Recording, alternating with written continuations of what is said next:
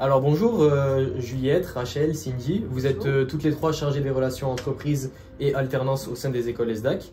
Vous êtes partie constituante du service ESDAC Pro et on est ici justement pour parler de l'alternance. Donc on va aborder toutes les questions que les étudiants pourraient se poser et se posent de manière régulière. Donc la première question que je voudrais poser, c'est sous quelle forme l'alternance peut se faire à l'ESDAC? Peut-être que Juliette, oui. Vous pouvez nous en dire un peu plus là-dessus. Bien sûr. Alors, l'alternance au sein de l'ESDAC est possible dans toutes les écoles ESDAC. Nous avons trois types de contrats d'alternance. On a donc deux contrats qui vous permettent d'avoir un statut de salarié. Il s'agit du contrat d'apprentissage et du contrat de professionnalisation. Dans les deux cas de ces contrats, votre formation est prise en charge par un organisme que l'on appelle un OPCO. C'est un organisme qui dépend donc de l'entreprise dans laquelle vous allez faire votre alternance. Et ensuite, vous allez percevoir une rémunération selon le type de contrat. Donc il faut savoir qu'il y a une différence entre les deux types de contrats.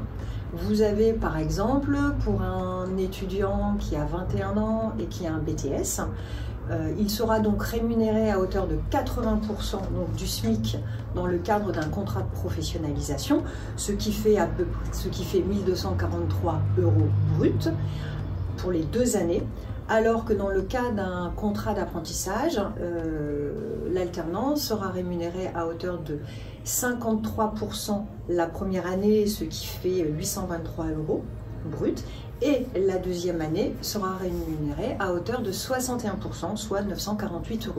Donc je ne vous cache pas que l'entreprise va préférer évidemment prendre un étudiant en contrat d'apprentissage, au regard donc de ces différences de salaire et surtout qu'il y a très peu de charges au niveau de ces salaires.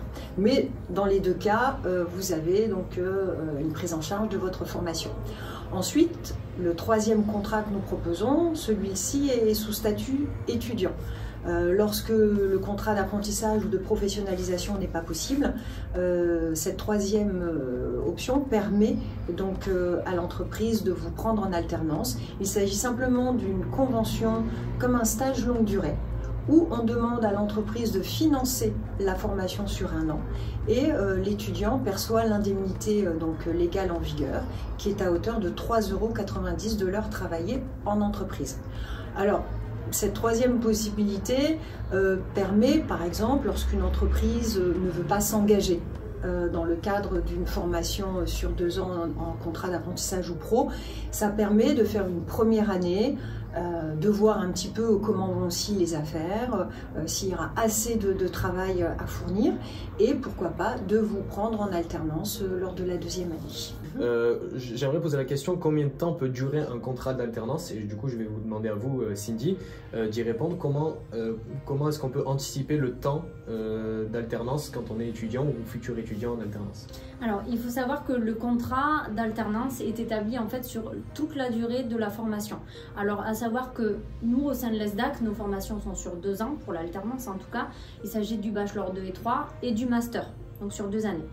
L'étudiant peut également faire une alternance sur seulement la dernière année de cursus et dans ce cas-là, il faut savoir que le contrat doit être d'une durée minimum de 6 mois avant les examens. Donc en réalité, le contrat d'alternance, il peut quand même être prolongé dans la même entreprise, que ce soit en cas d'échec à l'examen ou bien en cas de poursuite d'études pour la préparation d'un diplôme de niveau supérieur. Donc on l'a bien compris, comment est-ce que ça peut s'intégrer dans nos années d'études, dans les différents niveaux. En parlant des niveaux, est-ce que vous pouvez me parler, Rachel, un peu plus du rythme d'alternance? Comment est-ce que ça se passe en bachelor et en master? Est-ce que c'est la même chose? Est-ce qu'il y a des différences entre les deux? Oui, alors en fait il y a une différence. Sur le bachelor, on est sur un rythme de 3 jours en entreprise et 2 jours en centre de formation. Généralement, alors après ça change d'année en année, mais on est sur de l'entreprise le lundi, mardi, mercredi et du centre de formation le jeudi, vendredi. Sur le master, on est sur un rythme différent.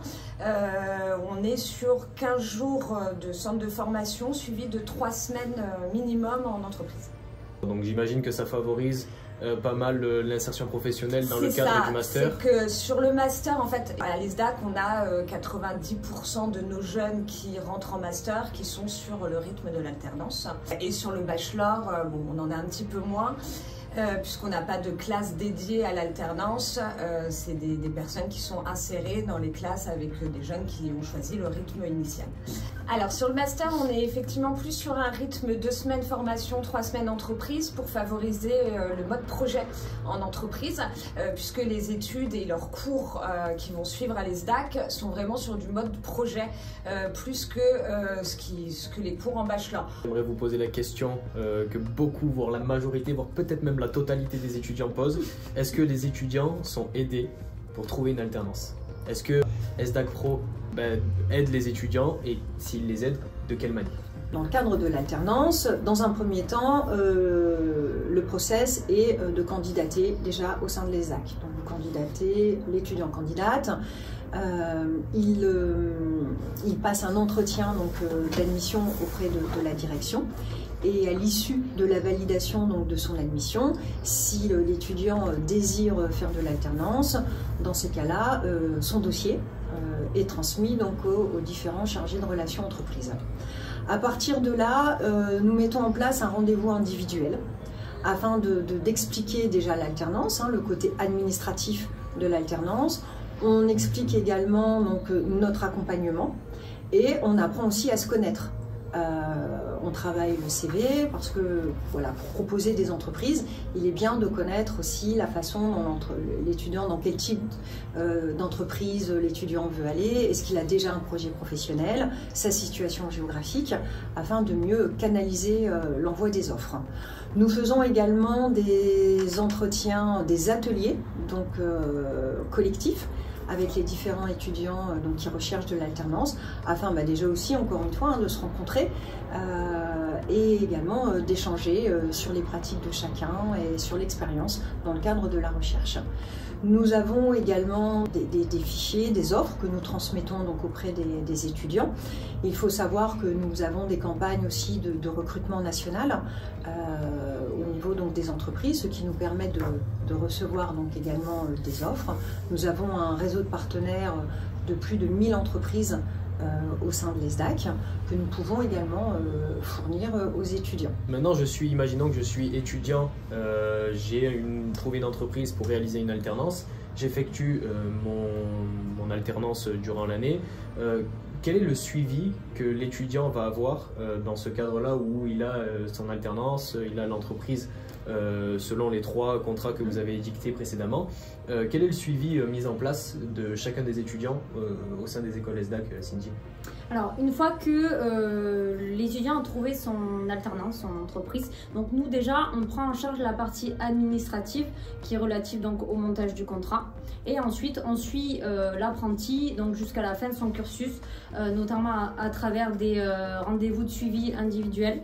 Mais également, on fait un suivi auprès de leur tuteur d'entreprise, ce qui est important pour voir aussi l'évolution de leurs compétences en entreprise et bien sûr la cohérence de la formation avec les missions qui sont confiées en entreprise. Le but, c'est vraiment sécuriser le parcours de l'apprenti et surtout veiller au bon déroulement de leur expérience. À partir de quel moment on peut rentrer en alternance à l'ESDAC? Est-ce que c'est dès la première année du Bachelor 1 ou plus tard? Déjà la première année, vous ne pouvez pas faire d'alternance. Elle est uniquement en initiale parce que c'est une année forte en apprentissage qui va vous permettre d'avoir un socle suffisant pour justement poursuivre. Vous pouvez envisager de rentrer en alternance à compter de votre 2e année de bachelor. Donc si j'ai bien compris et si je suis étudiant, du coup je n'ai pas forcément à payer tout le coût de la formation à l'ESDAC si je la fais en alternance. C'est bien ça, Rachel? Oui, alors tout à fait. Si l'étudiant choisit le rythme de l'alternance, sa formation sera en gratuité pour lui puisqu'elle est prise en charge, alors souvent on dit par l'entreprise, ce qui n'est pas réellement ça, c'est par l'OPCO de l'entreprise. Nous, on l'envisage vraiment et on le conseille plus à partir de la 3e année de bachelor. Pourquoi? Parce qu'en 2e année de bachelor, vous avez pour valider votre année un stage de 6 semaines à effectuer. donc qui est sur votre fin d'année, donc mai-juin, et qui permet vraiment une insertion professionnelle sur de l'alternance avec l'entreprise qui vous a accueilli pendant ce stage. Par contre, en master, on a 90-95% de nos jeunes qui sont sur le rythme d'alternance. Pour les étudiants, on a compris globalement quel est l'avantage de l'alternance, c'est la professionnalisation de chacun des étudiants en fonction de leur profil, plutôt en B2, B3 ou peut-être en master. Mais pour l'entreprise, Juliette par exemple, quels sont les avantages, hormis les avantages de contrat que vous avez annoncé tout à l'heure, quels sont les avantages à prendre un alternant ou une alternante durant les années de formation? Alors, généralement, lorsqu'une entreprise cherche à prendre quelqu'un en alternance, c'est pour répondre à un besoin en recrutement ponctuel. Donc, c'est vrai que ces types de contrats 1 an et 2 ans permet justement de répondre à ce besoin. Ensuite, l'alternant, quand il est en entreprise, il met donc en application l'enseignement qu'il reçoit à l'ESDAC, ce qui permet en entreprise d'être toujours à jour aussi des nouvelles technologies et des nouvelles pratiques dans son domaine d'activité. Pour finir, comment toutes les personnes qui sont intéressées, donc les futurs étudiants en alternance, peuvent vous contacter? Donc ils peuvent nous contacter par téléphone ou par mail, ou bien nous rendre visite directement sur site. Ils trouveront donc nos coordonnées dans la rubrique ESDAC Pro du site internet école-esdac.com. Alexandre et Mélanie, bonjour. Vous êtes en master première année au sein des écoles de design ESDAC. Alexandre en design d'espace et Mélanie en design graphique. Vous allez pouvoir nous parler de votre expérience au sein des écoles de design ESDAC en alternance. Déjà, dans quel type d'entreprise vous êtes en train de réaliser votre alternance? Je suis dans un concepteur de cuisine, donc c'est assez spécifique à l'espace. On va travailler tout ce qui est cuisine, aménagement intérieur, salle de bain et dressing. Donc on fait que du sur-mesure. Donc ça permet de mettre un premier pied dans le monde professionnel et c'est intéressant. D'accord, Mélanie? Alors moi du coup je suis dans une agence web communication, donc qui travaille principalement avec tout ce qui est les institutions publiques, donc ministère de la Santé, ARS. Donc je dois m'occuper de tout ce qui est graphisme, communication, et c'est assez intéressant de travailler dans ce milieu assez spécifique. Quelles sont les missions qui vous ont été confiées? Personnellement, c'est des missions d'accueil du client, parce que je travaille en magasin, donc c'est pas qu'une agence où il n'y a pas de clients qui passent. Là, il y a des clients qui passent en l'occurrence. Donc accueil du client, conseil du client s'il a des questions, voilà, enfin autant que je peux. Après, il y a des prises de code chez le client quand le projet avance, des rendez-vous découvertes pour découvrir le projet du client, et voilà, c'est ça, c'est la réception client et les prises de code. Donc vous n'êtes pas que forcément dans des agences, vous êtes aussi chez l'annonceur, et ça c'est une grande opportunité de pouvoir travailler justement dans une entreprise qui est une agence réelle, mais aussi chez l'annonceur comme vous Alexandre, en magasin. Tout à fait. Moi du coup je m'occupe, j'ai pas vraiment de contact au contrat avec le client, c'est vraiment mon patron et le chef de projet qui sont en contact direct avec lui. Et du coup moi je dois m'occuper de tout ce qui est création de posts pour les réseaux sociaux, de newsletters, de création de logos pour de nouvelles entreprises, quelques maquettes, et aussi m'occuper des fois pendant des directs, devoir changer les liens live pendant les directs en fonction des entreprises, pendant des grandes conférences. Donc c'est vraiment, je touche un peu à tout. J'aimerais vous demander maintenant, est-ce que vous pouvez définir quels sont les 3 avantages à être en alternance au sein des écoles de design ESDAC? Le premier, je pense que c'est l'expérience qu'on va en tirer.